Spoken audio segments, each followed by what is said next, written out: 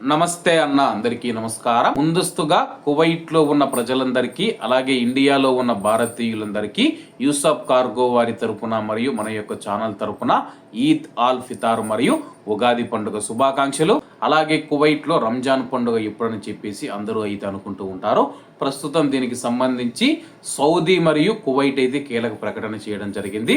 అలాగే ఈ రోజు సాయంత్రం 6 గంటలకు మనం చూసుకుంటే కానీ కువైట్ మూన్ సైట్ అథారిటీ అయితే సమావేశమైన తర్వాత మూన్ సైటింగ్ అథారిటీ కీలక ప్రకటన చేసింది. ప్రస్తుతం కువైట్ మరియు సౌదీ అరేబియాలలో నెలవంక, చంద్రుని యొక్క నెలవంక కనిపించలేదని చెప్పేసి దీంతో సౌదీ అరేబియా శుక్రవారం మార్చి 20వ తేదీన ఈద్ ఆల్ ఫితార్ అని చెప్పేసి గురువారంతో రంజాన్ 30 రోజులు పూర్తవుతుంది.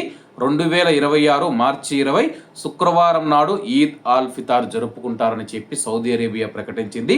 అలాగే కువైట్ మూన్ సైటింగ్ అథారిటీ కూడా మనం చూసుకుంటే కువైట్లో ఈరోజు సాయంత్రం షావాల్ 1447 నెలవంక దర్శనం ఇవ్వలేదని చెప్పేసి తత్ఫలితంగా రంజాన్ రేపటికి 30 రోజులు పూర్తి చేసుకుంటుంది. మరియు ఈద్ ఆల్ ఫితార్ కువైట్లో శుక్రవారం నాడు ఉంటుందని చెప్పేసి, అలాగే ఈద్ ప్రార్థనలు మనం చూసుకుంటే శుక్రవారం ఉదయం 6:08 జరుగుతాయి అన్నమాట.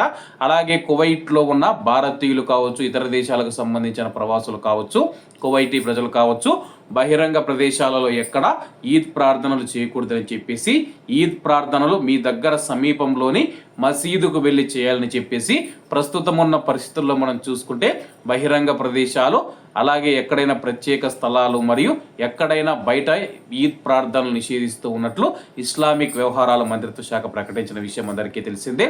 మరొకసారి కువైట్లో ఉన్న వారందరికీ ఈద్ ఆల్ ఫితార్ రంజాన్ పండుగ శుభాకాంక్షలు తెలియజేసుకుంటూ అందరూ బాగుండాలి, అందులో మనం ఉండాలి. అందరికీ నమస్తే అన్న, జై హింద్.